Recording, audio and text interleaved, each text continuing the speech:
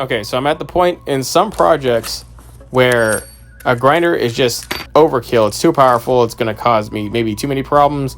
But my Dremel and even my Milwaukee cutoff wheel, I mean, they're just not going to get the job done. So I need something in the middle of all three of those. And the only thing pointing here is this, an electric die grinder, which is meant to kind of be an alternative to a pneumatic die grinder. So people with pneumatic tools know how useful this tool is. I personally never tried a die grinder in my life, but this thing I think is maybe a good starting point, especially since I don't have a pneumatic setup and I likely, because of my small garage, will never get one. This tool does a bunch of things, including polishing, and you can get grindstones, but what I mainly need it for is a cutoff wheel. So I got a few different sizes and mandrels and setups for cutoff wheels, and this is the one I'm going to be using for the demonstration. Check it out. So this is a whole DIY aluminum hatch kit I made for this boat on my other channel, tbnation.net, where we really tack on serious DIY projects for boat building and fishing.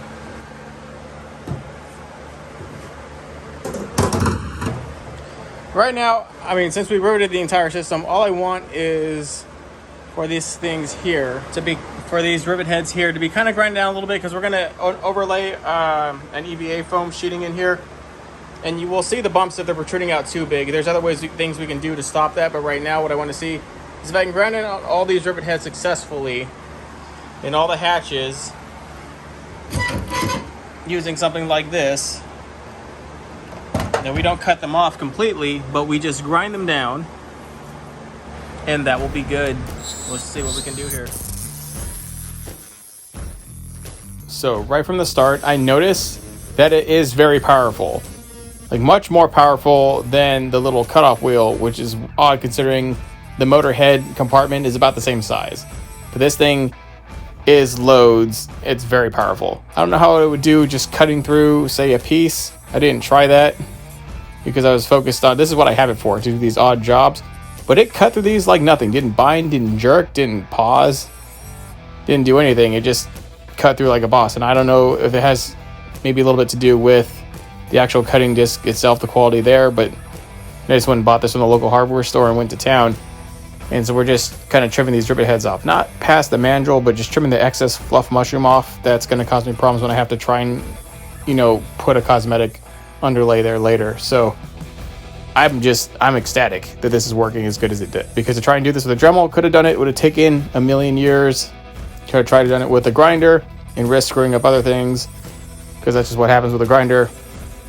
I don't like that it doesn't have a shroud, so I end up later on kind of repositioning my hand so I don't accidentally have this thing broken and cut myself. But really the fact that it's big enough to where you can put two hands over the entire body, that really did help with overall stability and control of the item itself. Maybe that's why I liked it. I was thoroughly impressed that it was on speed 4 and there was no jerking. Quite happy with the performance overall, but we were just trimming off aluminum rivet heads, and aluminum is fairly soft, so we go ahead and we chew at an actual screw, one that I left in there and didn't get out right away, so we're cutting off the bottom, and it just cut through that like butter, like nothing. Okay, final result, this thing has an obscene amount of power, yet it's very easy to control. I'm blown away by how powerful it is, because compared to the Dremel and compared to that cutoff wheel, which I think the cutoff wheel in many ways is underpowered. This thing has about the same size motor head, and it is just like 10 times more powerful than the cutoff wheel. I mean, if this thing had a shroud, like a grind, the only thing this thing is missing, obviously, and you probably don't have it by design, is some kind of shroud. You don't cut your hands. You got to be real careful about that. Like I just cuffed my hand over the top, trying not to cover the motor vents to keep control over it, but it really wasn't very hard to control. I mean, this big giant handle here where you have a really nice grip on it, especially when it's activated. You flip the switch down and it is very nice. A little dangerous, but because I didn't have any jerks, any odd jerks, or it going off this way or going that way or going towards my body. It just really seamlessly cut across.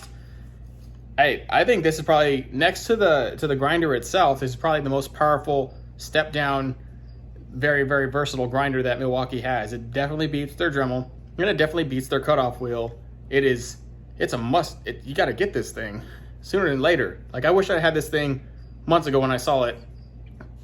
But so, like those videos didn't help me like pull the trigger on it, I hope this video helps you understand how useful it is. See you out there.